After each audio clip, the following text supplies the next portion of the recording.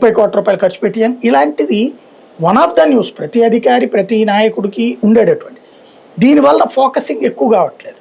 ఇంకోటి లోకేష్ సీఎం చేశాక తన కార్యకర్తలు ఎంతవరకు కంట్రోల్లో ఉంటారో తెలియదు. ఇప్పుడు మొన్న ఎలా అయితే ఒక గేమ్ నడిపారో ఏది గత 15-20 రోజులు గొడవల తర్వాత రాజ్యసభ తీసుకెళ్ళి లింగమనేనికి ఇచ్చారు. ఎవడు మాట్లాడడం కంట్రోల్ చేశాడు కదా. మామూలుగా అయితే అదే ఇదివరకు అయ్యి ఉంటే కనుక జనసేన వాళ్ళే క్వశ్చన్లు చేసేవాళ్ళు, వాళ్ళకి బానిసలుగా చేస్తున్నామా అది ఇదని అందరూ పోస్టులు పెట్టేవారు. ఆ పోస్టులు పెట్టకుండా ఈయన ఎదురుదాడి చేసేసేయడంతో కంట్రోల్ అయింది కదా, కంట్రోల్ అయిపోయారు. మేబీ అట్లాగే లింగం అనే ఈ విషయంలో కూడా లోకేష్ సీఎం అవుతున్నారన్నటువంటి పాయింట్ ని తను కార్యకర్తల దగ్గరికి వచ్చేటప్పటికి ఏంటి నేనేం చేసినా కరెక్టే, మీకోసమే చేస్తున్నాను, లోకం కోసమే చేస్తున్నాను, దేశం కోసమే చేస్తున్నాను, ఫీలింగ్ కోసం కల్పించడం కోసం చేస్తున్నట్టు ఒక ఆస్పెక్ట్ అనుకోవచ్చు. ఒక ఆస్పెక్ట్ ఇది విశ్లేషణ తప్పించి మనమేమి ఇప్పుడు మనం ఆయన చెప్పిన మాటలనే విశ్లేషించాలి కాబట్టి నేను అందుకే అడుగుతున్నాను, దేశ సమైక్యతకి ఇప్పుడు అంత భంగం ఏం కలిగింది?